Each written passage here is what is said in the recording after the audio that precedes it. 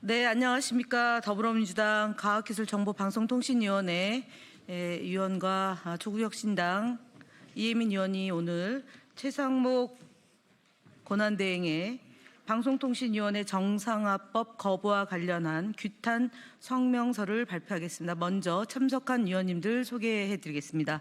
최민희 과학기술방송통신위원회 위원장님 참석하셨습니다. 정동영 의원님 참석하셨습니다. 김우영 의원님 참석하셨습니다. 노정면 의원님 오셨습니다. 이정원 의원님 오셨습니다. 이훈기 의원님 오셨습니다. 한민수 의원님 오셨습니다. 황정화 의원님 오셨습니다. 조국혁신당의 이혜민 의원님 오셨습니다. 다 소개해드렸죠? 예, 성명서 낭독을 하시겠습니다.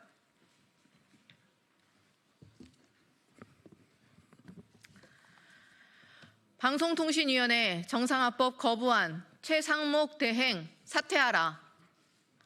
최상목 대통령 권한대행이 이인의 위법적 구조로 안건을 의결해온 방송통신위원회 운영을 정상화하기 위한 방송통신위원회 설치 및 운영에 관한 법률 개정안에 대해 끝내 거부권을 행사했다. 벌써 9번째 줄 거부권 행사이다. 최 대행은 방통위 정상화, 공영방송의 정상화와 민생과 정치 회복을 바라는 국민의 염원에 찬물을 끼얹었다. 이진숙과 이인의 방통위를 보호하기 위한 정권의 꼭두각시 민낯이 그대로 드러났다. 최상목 대행의 이번 결정의 문제점을 중심으로 3가지만 지적하고자 한다. 첫째, 지난 1월 23일 헌법재판소는 이진숙 탄핵소추건에 대해 초유의 4대4 판단을 내렸다.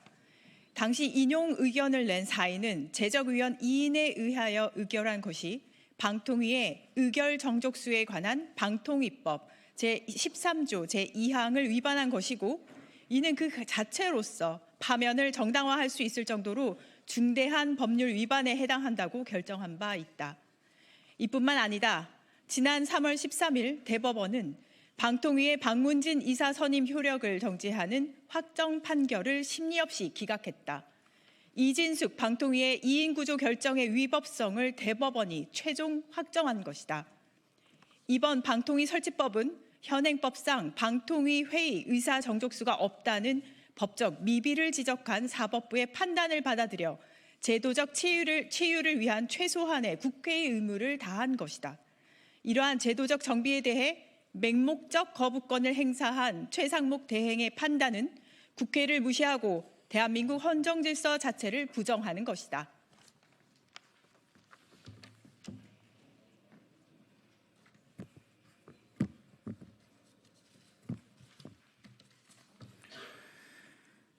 둘째, 지난 1월 21일 최상목은 분리 고지로 인해 시행 몇 개월 만에 1,000억 가까운 손실을 보고 있는 공영방송 KBS의 수신료를 정상화하기 위한 수신료 통합징수방송법을 거부했다. 공영방송이 바로 서길 염원하는 국민과 KBS 구성원, 심지어 파우치 박장범조차 공포를 바랐던 수신료 통합징수법을 거부한 것이다. 셋째, 개의 요건을 엄격하게 적용하면 국회의 위원 추천 없이는 회의를 개조차 할 수 없게 된다는 이유를 들었다고 한다. 어이상실이다. 국회 추천 3인이 이뤄지지 않은 책임은 정부 여당에 있다.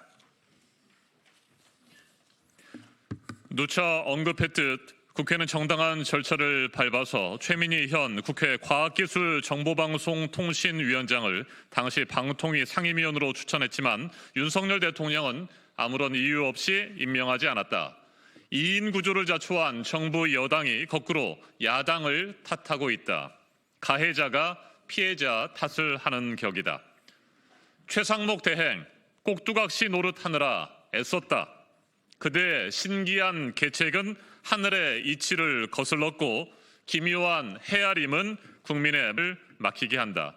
내란의 공범으로 그 공이 이미 높으니 만족함을 알고 그 자리에서 내려오라.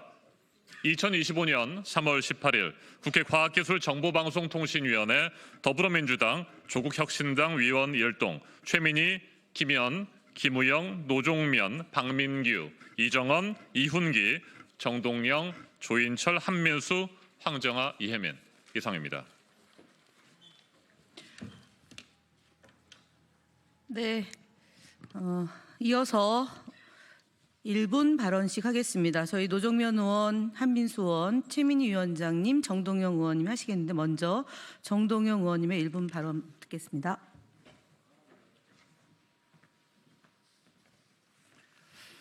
우리의 역사는 타락한 엘리트들이 나라를 망치고 힘없고 가진 것 없는 백성과 시민들이 나라를 구한 역사를 반복해 왔습니다. 조선을 팔아먹은 자들은 부패한 엘리트와 무능한 군주였고, 민주공화국을 파괴한 자는 타락한 엘리트와 무지막지한 권력자였습니다. 독립운동을 위해 일어선 사람들은 힘없고 가난한 민초 백성들이었고, 민주공화국을 벼랑 끝에서 구하고 있는 사람들은 평범하고 선량한 민주공화국 시민들입니다. 최상목 부총리를 탄핵하고 싶은 마음은 굴뚝 같지만 우선 내란 수괴에 윤석열을 탄핵하는 것이 먼저이기 때문에 인내하고 있다는 것을 말씀드립니다.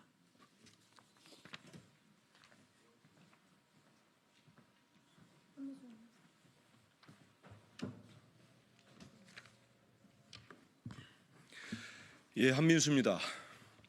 제가 어지간하면 상대를 이해해 보려고도 합니다마는 최상목 대통령 권한대행은 도무지 이해를 할 수 없는 처신을 하고 있습니다.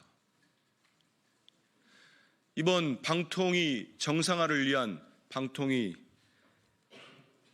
설치법에 대해서 위헌성이 상당하다며 거부권을 행사했습니다. 본인은 헌재에서 마은혁 헌법재판관을 임명하지 않는 것은 위헌적이기 때문에 바로 임명하라고 헌재가 판단을 내렸습니다. 그걸 거부하고 있습니다. 뭐 이런 사람이 다 있습니까? 사람이 왜 이 모양입니까?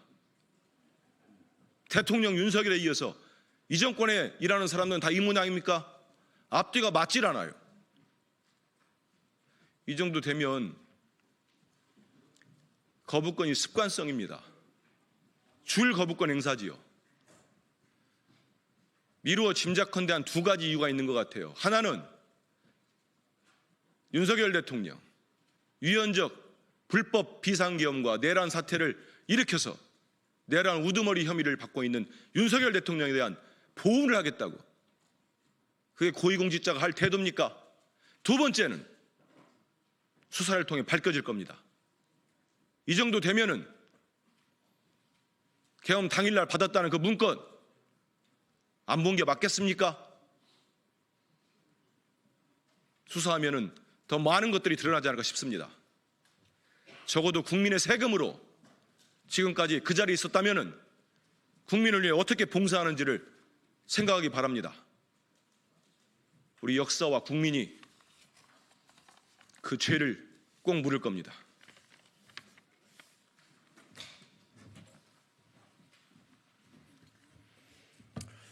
최상목 대행이 마은혁 재판관 임명하지 않는 것에 대한 헌법재판소 위헌 결정이 나온 지 오늘로 19일이 됐는데도 임명하지 않고 있어요. 위헌 상태를 그야말로 온몸으로 실천해 보이고 있습니다. 한민수 의원님 말씀대로 그런 자가 위헌을 운운한다는 것 자체가 이건 국민 우롱이고, 여기 계신 여러 언론인 여러분들도 우롱하고 있는 상황이라고 저는 봅니다. 오늘 아침 박찬대 원내대표가 이렇게 얘기했습니다. 최상목 대행의 이런 위헌 상태 방치 행위에 대해서 참을 만큼 참았고 기다릴 만큼 기다렸다고 했습니다. 그러자 많은 기자분들이 그게 무슨 뜻이냐? 탄핵이냐? 이렇게 물어봅니다. 이쯤 되면 언론이 나서서 탄핵하라고 해야 되는 거 아닙니까? 대통령 권한 대행이 위헌 상태를 방치하고 조장하고 있는데 언론은 민주당이 탄핵 얘기 꺼내는 것만 기다리고 있어야 되겠습니까? 그동안 탄핵을 쭉 해왔으면서 왜 최상목의 이 명백한 위헌에 대해서는 탄핵을 안 하냐고 오히려 질타해야 되는 거 아닙니까? 박찬대 원내대표 말씀대로 참을 만큼 참았고 기다릴 만큼 기다렸고 국민의힘이 만들어 놓은 줄탄핵 프레임을 극복해야 될 때가 왔다고 봅니다. 마치겠습니다.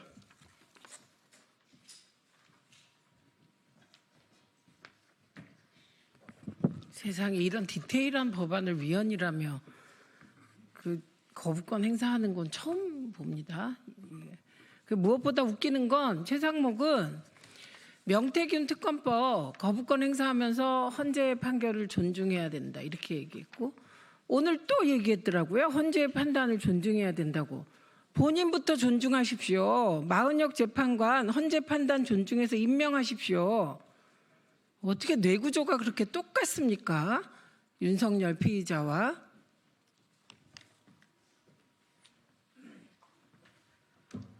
네, 이상으로 과학기술정보방송통신위원회 최상목 규탄 성명서 낭독 기자회견을 마치면서 하나만 말씀드리겠습니다. 오늘 경향신문의 칼럼을 대한민국 공직자들은 꼭 일독해 주시기 바랍니다.